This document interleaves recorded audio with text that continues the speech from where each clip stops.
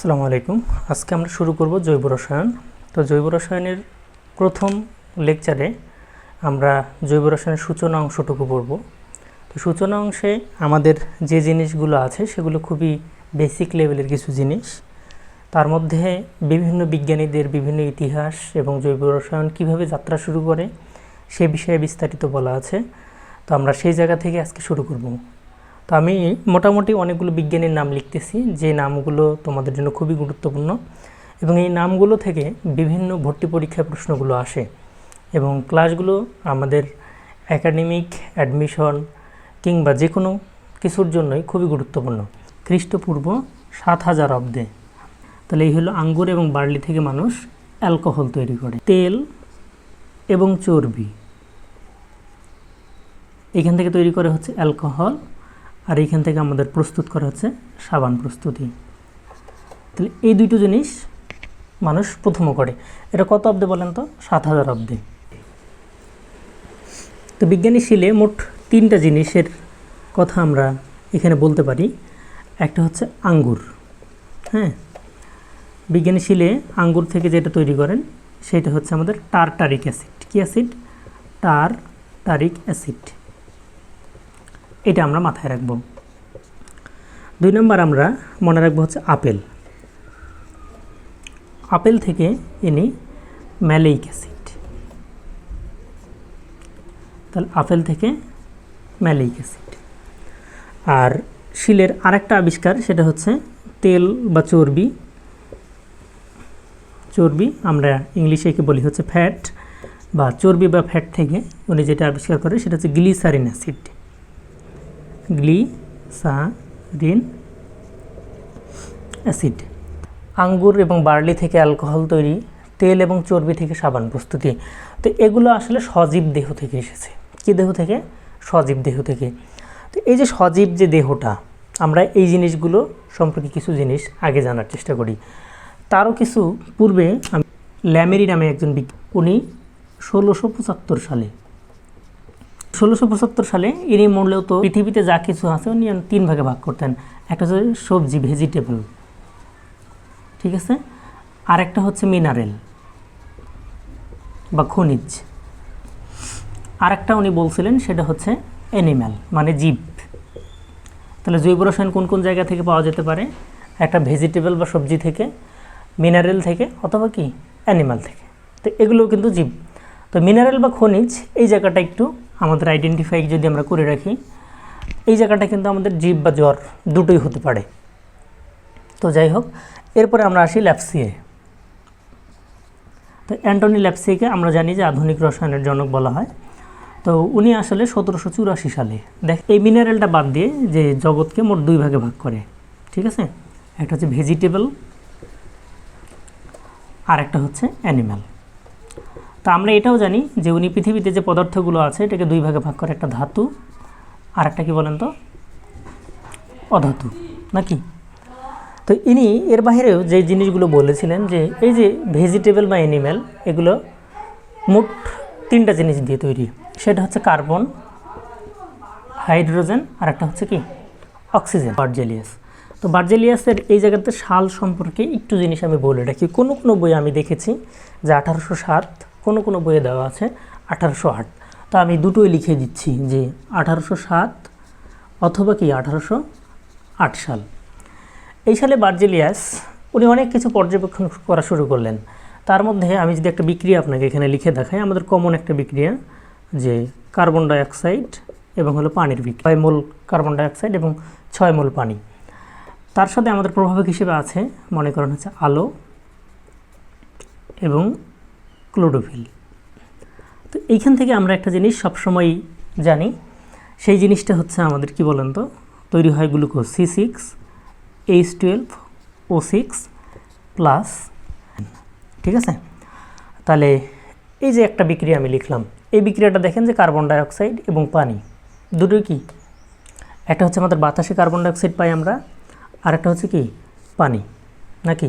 তাহলে উদ্ভিদ কিন্তু এগুলো গ্রহণ করে এবং উদ্ভিদের সবুজ পাতায় আমরা পাই হচ্ছে ক্লোরোফিল, এবং এই উদ্ভিদ যখন তার খাবার প্রস্তুত করছে সেটা হচ্ছে আলোর সংস্পর্শে এসে তখন এখানে খাবার হিসেবে তৈরি হচ্ছে গ্লুকোজ এবং তৈরি হচ্ছে কি অক্সিজেন। তাহলে আমরা একটা পাইলাম হচ্ছে গ্লুকোজ, আর একটা পাইলাম আমরা হচ্ছে কি অক্সিজেন। তো এরপরে আমি যদি আরেকটা জিনিস বলি, ধরেন calcium nitrate plus carbon dioxide plus মনে করেন কি পানি। এই বিক্রিয়াটা যদি আমি করি, তাহলে এই বিক্রিয়াটাতে আমাদের যেটা তৈরি হবে সেটা হচ্ছে NH bond CH bond C double bond O bond, এইখানের সাথে আমাদের থাকবে হচ্ছে আর এই জায়গাটাতে আমাদের হবে কি N। ঠিক আছে, তো এই যে বিক্রিয়াটা আমরা পাচ্ছি, তো এই বিক্রিয়াটা থেকে দেখেন যে ক্যালসিয়াম নাইট্রেট, কার্বন ডাইঅক্সাইড এবং পানি বিক্রিয়া করে আমাদের এই জিনিসটা তৈরি করছে। তো এইখানে আমরা একটা কমন জিনিস দেখতে পাচ্ছি যে এই জিনিসগুলো যখন তৈরি হচ্ছিল সেগুলো উদ্ভিদ এবং প্রাণী থেকে। এই জিনিসগুলো আমাদের মূলত কাজ করছে কোন জায়গা থেকে বলেন তো? উদ্ভিদ এবং প্রাণী থেকে। আর এই কারণেই যে বার্জেলিয়াসের এই পর্যবেক্ষণগুলো থেকে উনি একটা কমেন্ট করে বসলেন বা দুটি কথা বললেন। প্রথম কথাটা যদি আমি বলি, প্রথম কথাটা হচ্ছে যে জীবদেহ থেকে যা পাওয়া যায় তার নাম উনি দিলেন হচ্ছে জৈব যৌগ। কী যৌগ? জৈব যৌগ। আর নির্জীব দেহ থেকে অজৈব যৌগ। এই যে তার একটা থিওরি, এই যে থিওরিটা উনি বললেন, সজীব বলতে আমরা বুঝবো হচ্ছে উদ্ভিদ এবং প্রাণী, আর নির্জীব বলতে আমরা বুঝবো হচ্ছে জড়বস্তু, যেমন ইট পাথর এগুলো। তো এই জায়গাটাকে আমরা আরেকটু মডিফাই করে যদি বলি যে সজীব এবং নির্জীব, এই যে সজীব দেহ থেকে যে জৈব যৌগ পাচ্ছেন আর নির্জীব দেহ থেকে কী বলেন তো? অজৈব যৌগ। এই যে কথাটা তিনি বলছিলেন, এই কথাটার নাম হচ্ছে প্রাণশক্তি মতবাদ। কী মতবাদ? প্রাণশক্তি মতবাদ। এই প্রাণশক্তি মতবাদটার কিছু ব্যাখ্যা আমরা এখন একটু দেখব। এখন প্রাণশক্তি মতবাদটা কি? যে সজীব দেহ থেকে এক রহস্যময় বস্তুর সংস্পর্শে এসে যা পাচ্ছি সেটাই হচ্ছে জৈব যৌগ, এবং এটা ল্যাবরেটরিতে প্রস্তুত করা সম্ভব নয়। এখানে উনি কিন্তু প্যাচ লাগাই দিছে, কি বলেন তো? ল্যাবরেটরিতে এটা প্রস্তুত করা সম্ভব নয়। তো এই বার্জেলিয়াস 1815 সালে যে মতবাদটা দেন, সেই মতবাদটাকে আমরা বললাম হচ্ছে প্রাণশক্তি মতবাদ। জৈব যৌগগুলো পাওয়া যায় হচ্ছে সজীব বস্তু থেকে। তাহলে সজীব বস্তু, আর সজীব বস্তু বলতে আমরা দুইটা জিনিস বুঝি, একটা হলো উদ্ভিদ, আর একটা আমরা বুঝি কি প্রাণী। এই জায়গা থেকে আমাদের কোন যৌগ পাওয়া যায়? জৈব যৌগ। ঠিক আছে। আর নির্জীব বস্তু, একদম কমন কথা বলে দেই, নির্জীব বস্তু থেকে মানে যাদের জীবন নেই আর কি, সেখান থেকে আমাদের পাওয়া যায় হচ্ছে অজৈব যৌগ। এই যে থিওরিটা উনি দিলেন, এবং এখানে একটা কথা বলেছিলেন যে এটা একটা রহস্যময় জিনিস, মানে তাবিজ বাবাদের মতো বলে দিয়েছিলেন যে রহস্যময় ব্যাপার। তাই রহস্যময় ব্যাপার কারণে, এবং বলেও দিয়েছিলেন যে ল্যাবরেটরিতে জৈব রসায়ন প্রস্তুতি সম্ভব নয়। তো সেই কারণেই দীর্ঘ সময় না, খুব বেশি সময় এটা আসলে স্থায়িত্ব অর্জন করে নাই, 13 বছরের মতো। 1828 সালে একজন অলস বিজ্ঞানী আমরা বলতে পারি, 1828 সালে, ওনার নাম হচ্ছে ফ্রেডরিক ভোলার, অথবা আপনি বলতে পারেন হচ্ছে উহলার, যে যেটা বলতে চায়। ঠিক আছে। এই যে 1828 সালে ফ্রেডরিক ভোলার একটা বিক্রিয়া করছিলেন, মানে একটা ল্যাবরেটরিতে বিক্রিয়া করেন, এবং ওই বিক্রিয়া থেকে উনি ইউরিয়া প্রস্তুত করতে সক্ষম হন। সেই বিক্রিয়াটা যদি আমি আপনাকে দেখাই, যে লেড সায়ানেট এবং তার সাথে এইখানে আমাদের যেটা বিক্রিয়া করছিল লেড সায়ানেট এবং হচ্ছে অ্যামোনিয়াম ক্লোরাইড NH4Cl। ঠিক আছে। এটা হচ্ছে অ্যাকুয়াস সলিউশন, এবং প্রভাবক হিসেবে এখন মাস্ট বি থাকবে হচ্ছে তাপ। তাই এই যে বিক্রিয়াটা করছে, এই বিক্রিয়া শেষে এখান থেকে উনি পাইলেন হচ্ছে PbCl2 লেড ক্লোরাইড এবং হচ্ছে NH4CnO।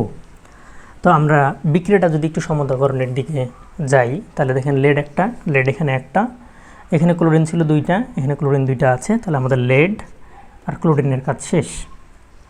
তো অ্যামোনিয়ার এখানে যদি আমি 2 দিয়ে দিই, তাহলে দেখেন যে 2টা অ্যামোনিয়া, এখানে 2টা অ্যামোনিয়া, এখানে দেখেন CnO 2টা, এখানে কি আছে CnO 2টোই। ঠিক আছে। তাহলে এই যে বিক্রিয়াটা আমরা এখান থেকে পাইলাম হচ্ছে কি এগুলোর নামগুলো আমি যদি বলে দিই, এটার নাম হচ্ছে লেড সায়ানেট বা অ্যামোনিয়াম ক্লোরাইড, অ্যামোনিয়াম ক্লোরাইড, হচ্ছে লেড ক্লোরাইড।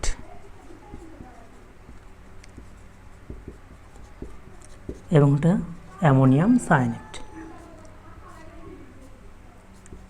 Ammonium cyanide. তো আপনি যদি বিক্রিয়াটা বোঝেন, আমি আরেকবার বলার চেষ্টা করি। এই হলো বিক্রিয়ার অবস্থা। এই যে বিক্রিয়াটা থেকে আমরা অ্যামোনিয়াম সায়ানাইড পাইলাম, এটা আসলে জৈব রসায়নে পাইছিলেন। তো এটা করার পর উনি আসলে দীর্ঘ সময় মনে করছিলেন যে বিক্রিয়াটা রিডিং নিতে বা পার্ট নিতে অনেক সময় লাগবে।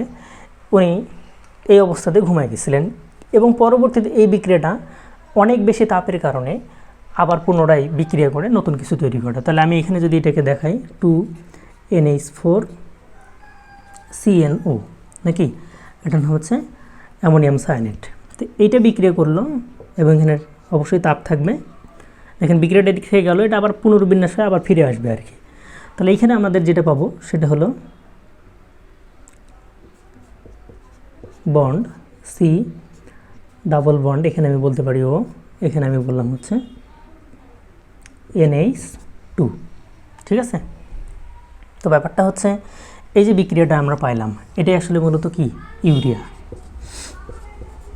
এটার নাম হচ্ছে ইউরিয়া।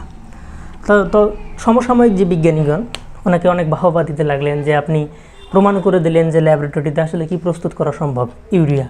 এবং যখন এটা তৈরি হয় তখন দেখা যায় যে আসলে মানুষের মুখের বা প্রস্রাবের মতো গন্ধ। তো এই যে ইউরিয়াটা আমরা পাচ্ছি, এই ইউরিয়াটা হচ্ছে পুনর্বিন্যাস বিক্রিয়ার মাধ্যমে পাওয়া যায়। কি বিক্রিয়া? পুনর্বিন্যাস বিক্রিয়া। দুটো, এখানে একটা, এখানে একটা, তাহলে এখানে একটা, এইখানে একটা আছে, দুইটা। এই যে নাইট্রোজেন, এখানে একটা, দুইটা নাইট্রোজেন। দেখেন কার্বন একটা, এই যে কার্বন একটা, এই যে অক্সিজেন একটা, এই হলো অক্সিজেন একটা, ঠিক আছে। আর এখানে হাইড্রোজেন চারটা, দেখেন এখানে দুইটা, আর এই জায়গাতে কয়টা, দুইটা। তো আশা করি আমরা এটা সমতাকরণ করতে পারবো। এই যে রাউলি মানব মূত্র থেকে ইউরিয়া আহরণ করে। এই যে ইউরিয়ার সংকেত, এটি নিয়ে আমি আরেকটু কথা বলি যে NH2 আমরা বন্ড হচ্ছে সি ডাবল বন্ড বলছিলাম, ও বন্ড আমরা বলছিলাম হচ্ছে NH2। এটা ইউরিয়া একটা জৈব যৌগ, কারণ এটা মানব মূত্র থেকে পাওয়া যায় এবং মানব মূত্র থেকে ইউরিয়া আহরণ করেন কে? বিজ্ঞানী রাউলি। তো এই যে ইউরিয়া যখন এটা আবিষ্কার হয়ে যায় তখন আমাদের যে জিনিসটা ভুল প্রমাণিত হয় বার্জেলিয়াসের, সেটা হচ্ছে প্রাণ শক্তি কি মতবাদ। এই থিওরিটা একটা ভুয়া থিওরি ছিল। পরবর্তীতে কোব যে জৈব অ্যাসিডগুলা CH3COOH আর এই বার্টলো মিথেন আবিষ্কার করে। আমরা এখন বলতে পারি জৈব রসায়ন সজীব দেহ থেকে পাওয়া যায়। অ্যান্ড সজীব বলতে আমরা বুঝি কি বলেন তো? উদ্ভিদ থেকে পাওয়া যায়, প্রাণী থেকে। জৈব রসায়ন ল্যাবরেটরিতে কি করা সম্ভব? ল্যাবরেটরিতে প্রস্তুত সম্ভব। সজীব বস্তু থেকে উদ্ভিদ এবং প্রাণী, এবং ল্যাবরেটরিতে প্রস্তুত সম্ভব কি? জৈব যৌগ। তাহলে এইখানে আমরা এই যে জৈব যৌগের যতটুকু দরকার ততটুকু জানলাম। তাহলে এই হলো জৈব যৌগের কাহিনী। এতটুকু বুঝলে আমাদের মোটামুটিভাবে সূচনার যে বিজ্ঞানীদের নামগুলো ছিল সেইটুকু শেষ। এরপরে আমাদের জৈব রসায়নের যে জায়গা সেটাতে আমরা আস্তে আস্তে প্রবেশ করব, হাইড্রোকার্বন। তাহলে জৈব যৌগ মানে আমরা বুঝবো দুইটা জিনিস, একটা হলো হাইড্রোজেন আর একটা কি বলেন তো? কার্বন। এবং আমরা এই জায়গাতে মাথায় রাখবো এবং এর জাতক, এর কি বলেন তো? জাতক।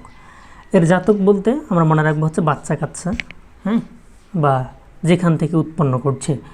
তাহলে এই জাতকগুলোর মধ্যে আমাদের হবে সালফার, ফসফরাস, নাইট্রোজেন, অক্সিজেন, ঠিক আছে।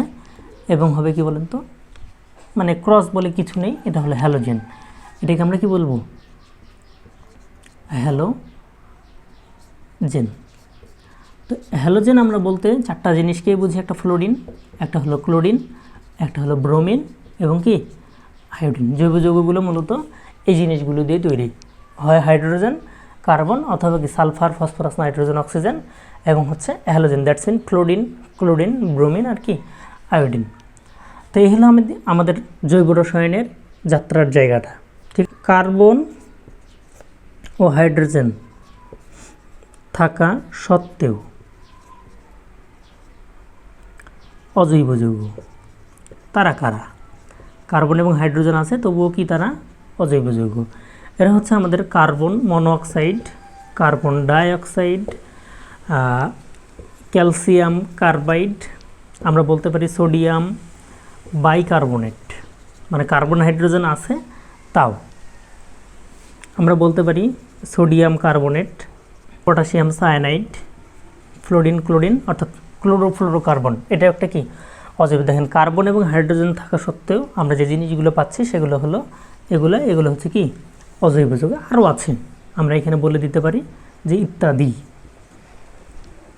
এগুলো হচ্ছে আমাদের কি অজৈব যৌগ। দেখেন কার্বন এবং হাইড্রোজেন থাকা সত্ত্বেও অজৈব যৌগ হচ্ছে carbon monoxide, carbon dioxide, calcium carbide, এই বাকিগুলো। এবং আমরা যেটা শিখছি সেটা হলো আর একটা, সেটা আমি বলি NH4CNO, মানে অ্যামোনিয়াম সায়ানেট।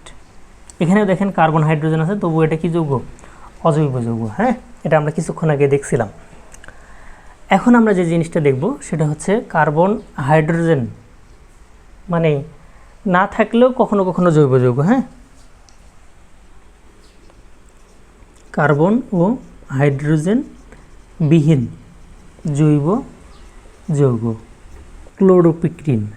কি বলেন তো? ক্লোরোপিক্রিন। CCl3NO2 আধুনিক গ্যাস হচ্ছে COCl2। এটার আরেক নাম হচ্ছে phosgene gas, pyrene, that's mean CCl4। সংখ্যা, জৈব যৌগের সংখ্যা হচ্ছে 9 মিলিয়ন, বা আমরা বলতে পারি হচ্ছে 90 লক্ষ। আর অজৈব যৌগের সংখ্যা মাত্র হচ্ছে 1 মিলিয়ন 10 লক্ষ। এভাবে বলা যায়।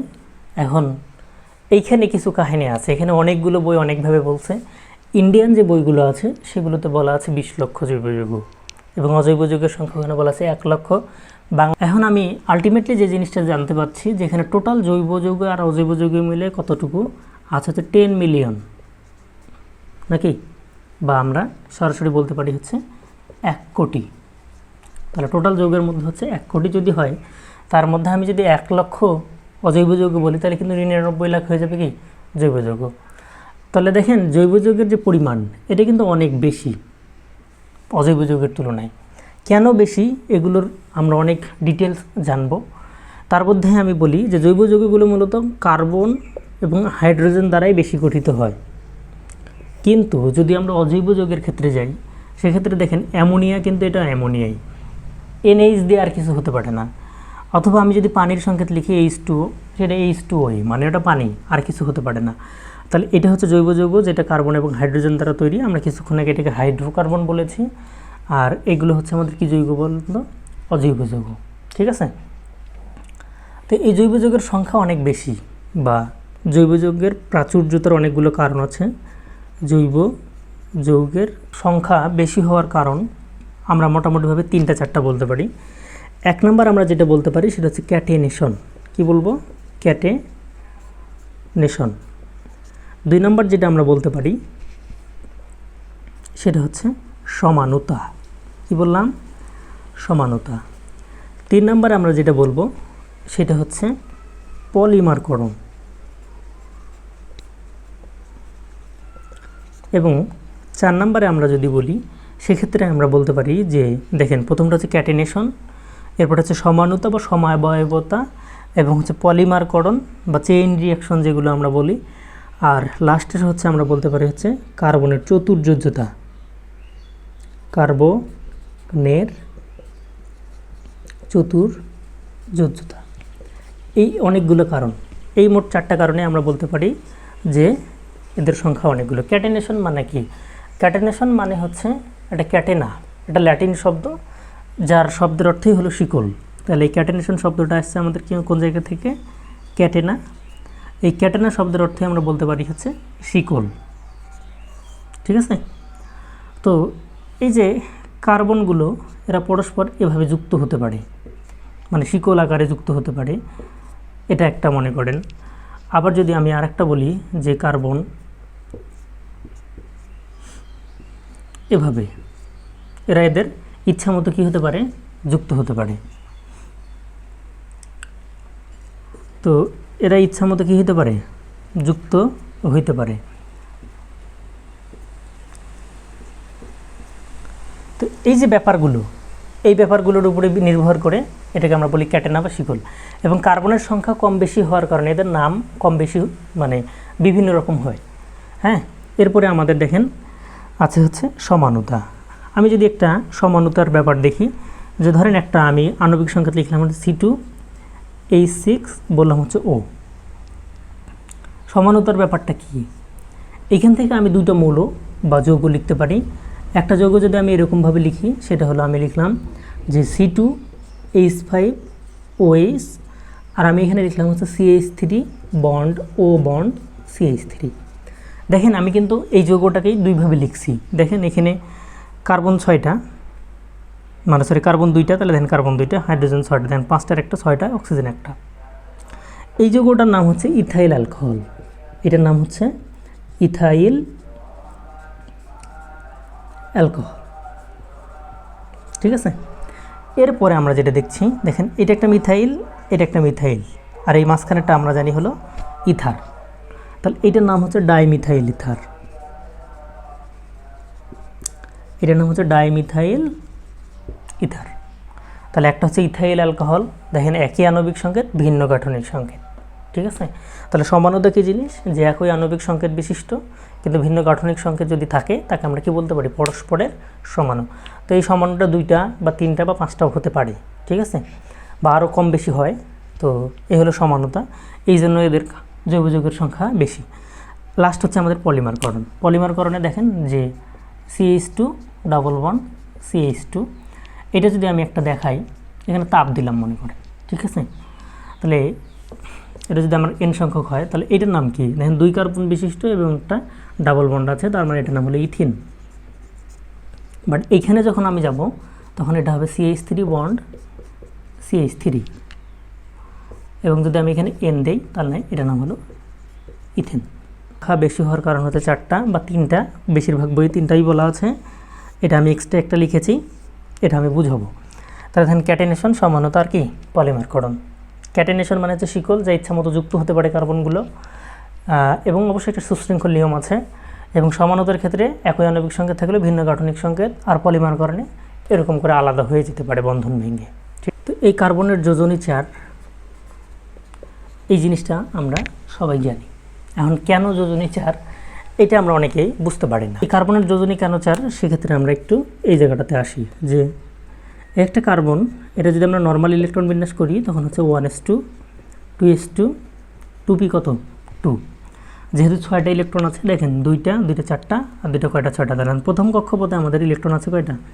1 নম্বর কক্ষে আছে 2টা, বাট 2 নম্বর কক্ষে আমাদের ইলেকট্রন কয়টা? 4টা। এটা 1 নম্বর কক্ষক, এটা হচ্ছে 2 নম্বর কক্ষ। ঠিক আছে, তো এটা যদি আমি গ্রাউন্ড স্টেটে যাই, ইলেকট্রন বিন্যাস হচ্ছে কত?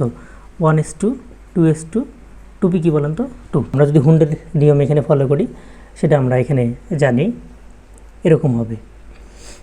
এস অরবিটালের জন্য একটা ঘর, এস অরবিটালের জন্য একটা ঘর, আর পি অরবিটালের জন্য কটা? 3টা। তাহলে এখানে আমাদের 2টা ইলেকট্রন আছে, আমরা দিলাম। এখানে 2টা ইলেকট্রন আছে এস অরবিটালে, দিলাম। এই যে এটার জন্য এটা, এটার জন্য এটা। বাট এটার জন্য যেহেতু এটা, তাহলে দেখেন এখানে আমাদের মোট 2টা ইলেকট্রন আছে, একটা এখানে দিলাম, একটা 2টা। তো এইভাবে আমরা এখানে যোজনী বুঝতে পারি না। ঠিক আছে, তখন আমাদের দেখেন এই ঘরটা কি ফাঁকা নাকি, এবং এরাও এখানে একটা নাই, এখানেও একটা নাই, তো এটা কিন্তু ফাঁকা। কিন্তু আমি যদি এটাকে এক্সাইটেড করি, একটু মানে উত্তেজিত করি, এটা হলো এক্সাইটেড স্টেট কার্বনের 6। আমি যদি ইলেকট্রন বিন্যাসটা যাই, তাহলে এখানে আমাদের হবে 1s2। এটা আমি আর না দেখালে কোনো অসুবিধা নেই, এরকম থাকে না। যখন এক্সাইটেড স্টেটে যায়, তখন এস অরবিটালের ইলেকট্রন একটা কমে যায়, তাহলে তখন কত হবে? 2s1, আর এখানে কী হবে বলেন তো? 2p3। অনেক পাবলিক আমাকে বলবে যে এটা তো আমি এভাবে শিখছি, এক্সাইটেড স্টেটে কার্বনের এটা এইভাবে, যে এখানে হচ্ছে আমাদের ডট ডট দিয়ে বললো হচ্ছে 2s1, এখানে আমরা বলি হচ্ছে 2p, এটাকে বলা হয় x1, এরপর এটা বলে 2p, এটা হলো y1, আর এই জায়গাটা আমরা বলি হচ্ছে 2p z1। তো এগুলো নিয়ে কোনো প্যারা নেই, এগুলো করা যায়। হ্যাঁ, তো আমি দেখেন এখানে এস অরবিটালের জন্য আমরা জানি ঘর একটা, পি অরবিটালের জন্য আমাদের এখানে ঘর কয়টা? 3টা নাকি। তো সেই জায়গাতে যদি যাই, তাহলে এখানে আমাদের আছে ইলেকট্রন একটা, এখানে আমাদের পি অরবিটাল আছে একটা, এখানে আছে কয়টা? একটা, এবং এখানে কি একটা। তাহলে এটা হচ্ছে আমাদের কি বলেন তো? এটা হচ্ছে আমাদের 2px, এই ঘরটা হচ্ছে আমাদের 2py, এই ঘরটা হচ্ছে আমাদের 2p কী বলেন তো, জেড। ঠিক আছে, আর এটা তো আমরা বুঝতেই পারছি যে এটা 2s। এই যে দেখেন এখানে প্রত্যেকেই একটা একটা করে ইলেকট্রন কী করতে পারে, গ্রহণ করতে পারে। মানে কারণ এর এখানে এ ফাঁকা, এ একা আছে, এই জায়গাটাতে এ একা আছে, এই জায়গাতে এ একা আছে, এবং এই জায়গাতে একজন করে বসতে পারে। এই জন্য এই কার্বনের যোজনী কত বলেন তো, 4। এটাই কার্বনের মূলত চতুর্যোজ্যতা। ঠিক আছে, তাহলে এই যে কার্বনের চতুর্যোজ্যতার যে জায়গাটা, তাহলে আমরা এখানে বলতে পারি যে কার্বনের হাত কয়টা বলেন তো, 4টা। হ্যাঁ, এই যে কার্বনের হাত আমি বললাম আপনাকে 4টা। তো এই যে এটা আমি দেখেন এই কোণটা আমার কয় ডিগ্রি হচ্ছে, এই কোণটা হচ্ছে আমার 90 ডিগ্রি, এই কোণটা হচ্ছে আমার কয় ডিগ্রি, 90 ডিগ্রি। আবার এই কোণটার যদি আমি দেখি এটাও হচ্ছে 90 ডিগ্রি, দ্যাটস মিন আপনি বুঝতেই পারছেন যে এটাও কয় ডিগ্রি, 90 ডিগ্রি। এই কথাটা বলেছেন কেকুল নামে একজন বিজ্ঞানী। কে বলেন তো, বা কেকুলে বা কেকুল। কিন্তু আসলে কার্বনের যোজনী বা হাতটা ঠিক এইভাবে থাকে না। ঠিক আছে, কার্বন একটা থাকে অ্যাবভ দ্য প্লেন, মানে আপনার, আর একটা হচ্ছে below the plane. Above the plane মানে হচ্ছে আপনাদের দিকে, আর বিলো দ্য প্লেন মানে হচ্ছে বোর্ডের দিকে। একটা হচ্ছে লেফট দিকে, একটা রাইট দিকে, এইভাবে। ঠিক আছে, তো এই ধারণাটা ভুল। কেন ভুল সেই জিনিসটা আমরা একটু ব্যাখ্যার চেষ্টা করি। পরবর্তীতে আর দুজন বিজ্ঞানী, একজনের নাম হচ্ছে ভ্যান ডফ আর একজন হচ্ছে লাভেল। ভ্যান ডফ ও কী বলেন তো, লাভেল। এনারা এই কেকুলের এই ধারণাটাকে ভুল প্রমাণিত করে ওনারা বলেন যে কার্বনের মোট 4টা হাত, এগুলো এভাবে থাকবে।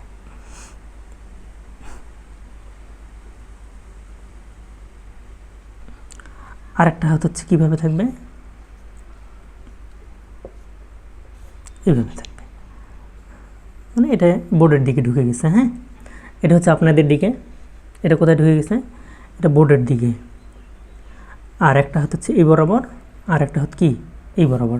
এবং এদের যে মধ্যবর্তী কোণটা হবে, দেখেন এই যে মধ্যবর্তী কোণটা, অথবা এই যে মধ্যবর্তী কোণটা, অথবা এইখানের যে মধ্যবর্তী কোণটা, অথবা এই জায়গার যে মধ্যবর্তী কোণ, এই কোণটার মান কত, এই কোণটার মান হবে 109 ডিগ্রি। কয় ডিগ্রি, 109 ডিগ্রি 28 মিনিট। কথা কি বুঝছি? তাহলে এই কথাটা বলছে আমাদের ভ্যান ডফ এবং কি বলেন তো, লাভেল। তো এই যে কার্বনের চতুর্যোজ্যতার যে জায়গা, সেটা আমরা একটু বুঝলাম। কিন্তু তার আগে কিছু জিনিস বলি। আমি আপনাকে এক্সাইটেড দুটোই দেখাইছি, কিন্তু এখানে মনে রাখবেন কোনো একটা কার্বন মোট 6টা ইলেকট্রন আছে। আমরা নর্মাল ইলেকট্রন বিন্যাস করলে আমরা এখান থেকে যে জিনিসটা জানতে পারি, প্রথমে থাকে 2টা, তারপরে থাকে কি 4টা। দেখেন 4টা ইলেকট্রন দান করাও কষ্টকর, এবং 4টা ইলেকট্রন কি গ্রহণ করাও কষ্টকর। এই জন্যই কিন্তু তারা এক্সাইটেড স্টেটে যায়, এই যে এই জায়গাটা তৈরি হয়। আমি যদিও মিশাই দিয়েছি, এই জায়গাটা কিন্তু আমি মিশাই নেই। মানে কি, তখন কার্বনের যোজনী কত হয়, 4, এবং কার্বনের হাতগুলো ঠিক এইভাবে থাকে। ঠিক আছে, যে এদের হাতের যে বন্ধন দূরত্ব বা বন্ধন কোণ, সেটা হচ্ছে 109 ডিগ্রি 28 মিনিট। এবং কার্বনের আমরা চতুর্যোজ্যতা দেখব। আমি অনেকগুলো মৌল বা যৌগ আপনাদেরকে দেখাবো, যেগুলো থেকে আপনারা এটা একদম ক্লিয়ার হতে পারবেন। ঠিক আছে, তো আমরা সেই জায়গাতে আসি। আমরা কার্বনের চতুর্যোজ্যতায় এখনও প্রবেশ করি নাই। আমরা জাস্ট জানলাম যে কার্বনের যোজনী হচ্ছে 4, এবং পুরা জৈব রসায়নে শুধুমাত্র কার্বন নিয়েই কথাবার্তা হবে, এবং হাইড্রোজেন তার সাথে। এবং কার্বন এবং হাইড্রোজেন ছাড়া এই জৈব রসায়নে আর যা কিছু আছে সবগুলোই খুব বেশি গুরুত্বপূর্ণ না। তাহলে এখানে আমাদের ক্যাপ্টেনই হচ্ছে লুইসের মতবাদ বা লুইস বিন্দু গঠন। এই জিনিসটা থেকে আমরা আসার চেষ্টা করি। দেখেন আমি প্রথমত যেটা লিখেছি সেটা হলো মিথেন। তো মিথেনের এই জায়গা থেকে যদি আমরা আসি, তাহলে দেখেন এখানে কার্বন আছে কয়টা, একটা, এবং একটা কার্বনের আমরা জানি 4টা হাত থাকে। তাহলে এখানে কার্বনটা আমি লিখলাম, এর হাত আছে কয়টা বলেন তো, 4টা নাকি। এবং এখানে হাইড্রোজেন দেখেন আছে কয়টা, 4টা।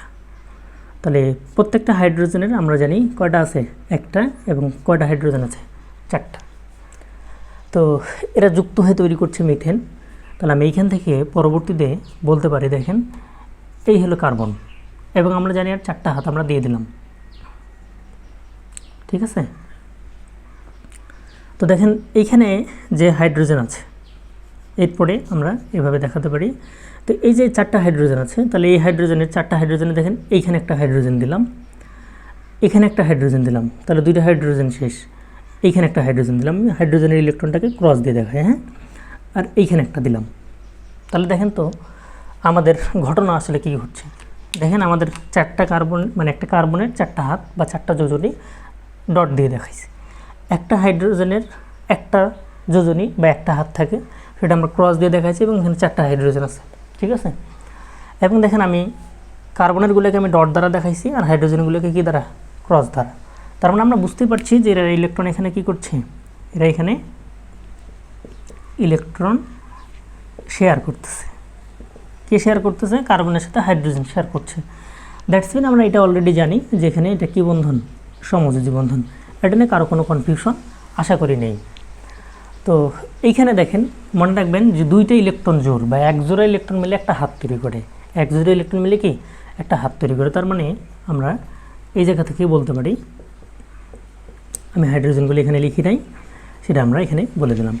তো এই জায়গা থেকে আমরা পরবর্তীতে বলতে পারি, দেখেন আমি বললাম যে 2টা ইলেকট্রন বা এক জোড়া ইলেকট্রন মিলে একটা হাত তৈরি করে, তাহলে এই জোড়া মিলে একটা হাত তৈরি করবে, তাহলে এখানে কার্বন, এই জোড়া মিলে একটা হাত এবং তার সাথে থাকবে হাইড্রোজেন, এই জোড়া মিলে একটা হাত তার সাথে থাকবে হচ্ছে হাইড্রোজেন, এবং এই জোড়া মিলে একটা হাত তার সাথে থাকবে হাইড্রোজেন, এবং এই জোড়া মিলে হচ্ছে একটা হাত তার সাথে কী থাকবে, হাইড্রোজেন।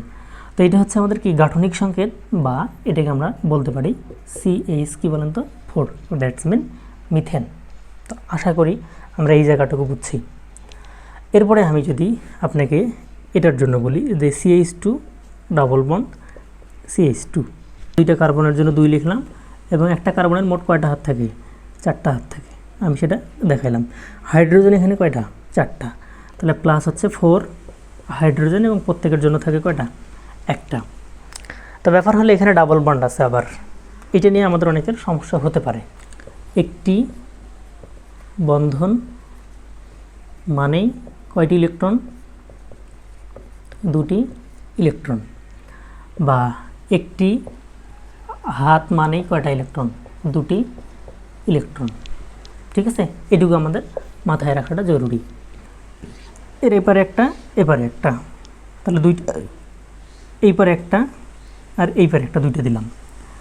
এর আমি এইবারে একটা লিখলাম, এইখানে একটা লিখলাম, হ্যাঁ এটা একটু ক্রসিং হয়ে গেছে, এইভাবে লিখি তাহলে আমার সুবিধা হবে।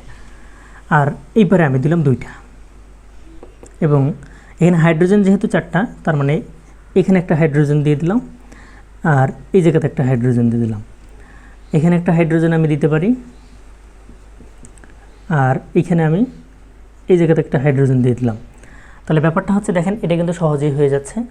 তখন আমরা এই জায়গাটাকে দেখেন, এই 2টা মিলে একটা হাত, এই 2টা মিলে একটা হাত, এই 2টা মিলে একটা হাত, এই 2টা মিলে একটা হাত, এই 2টা মিলে একটা হাত, এই 2টা মিলে কি একটা হাত, এটা একটা হাত, এটা একটা হাত, তার মানে এখানে 2টা হাত, আর এখানে একটা হাত তার সাথে হাইড্রোজেন, এইখানে একটা হাত তার সাথে একটা কি হাইড্রোজেন, ঠিক আছে। আবার আমাদের এইখানে কার্বনটা আছে দিলাম, যেই কার্বনটা, এবং এইপারে এইটা একটা হাত তার সাথে হাইড্রোজেন, এইপারে একটা হাত তার সাথে একটা কি হাইড্রোজেন। তাহলে আমরা এর পরের লাইনে যেটা লিখতে পারি সেটাকে আমরা বলতে পারি যে CH2 ডাবল বন্ড, আবার কি বলতে পারি CH2, অথবা আমরা বলতে পারি যে C2H কি বলেন তো 4 লেখা যায়। কার্বন ট্রিপল বন্ড, এইপারে একটা হাইড্রোজেন, এইপারে আমাদের 2টা, তাহলে 2টা কার্বন এবং কার্বনের 4টা হাত, সেটা আমরা লিখলাম। এখানে হাইড্রোজেন 2টা, প্লাস আমাদের এখানে হাইড্রোজেন, হাইড্রোজেনের একটা হাত থাকে, এবং যেহেতু 2টা হাইড্রোজেন তাই আমি 2 দিলাম। এবং পরবর্তী লাইনে আমি এখান থেকে যেটা বলতে পারি, দেখেন কার্বন কয়টা আছে, 2টা দিলাম। এবং দেখেন যে আমাদের কার্বনের কাহিনী কি, কার্বনের মোট 4টা হাত থাকে নাকি, তাহলে 2টা কার্বনের মোট 8টা হাত থাকবে, তাহলে আমাদের 8টা ইলেকট্রন আছে তার মধ্যে দেখেন আমি এইপারে কার্বনের একটা দিলাম, আর এইপারে দিলাম 1টা 2টা 3টা, এইপারে দিলাম একটা, এবং এইপারে দিলাম কয়টা বলেন তো 3টা, এবং এর সাথে একটা হাইড্রোজেন আছে, এবং এর সাথে একটা কি আছে হাইড্রোজেন আছে। তাহলে এটাই কিন্তু আসলে গঠন, এটাই কি গঠন। আমি আবার বলতেছি যে এখানে 3 বন্ধন আছে নাকি, তাহলে কার্বন 2টা, আমরা জানি যে 2টা মিলে একটা কি বন্ধন তৈরি হবে, তাহলে 2টা মিলে একটা করে বন্ধন তৈরি হলো, এবং এই 2টা মিলে একটা বন্ধন তৈরি হবে, এই 2টা মিলে একটা বন্ধন তৈরি হবে। তাহলে আমরা এইখান থেকে পরের লাইনে যেটা পাবো সেটা পাবো হলো হাইড্রোজেন 2টার জন্য হচ্ছে একটা বন্ধন কার্বন, এবং এইখানে আমরা যে ত্রিবন্ধন হয়েছে দিলাম, এবং এখানে কার্বন বন্ধন এবং তার সাথে কি হাইড্রোজেন। এই যে এটা আমাদের অ্যাসিটিলিন, বা এটাকে আমরা বলতে পারি যে এইচ কত বলেন তো 2 বলা যায়।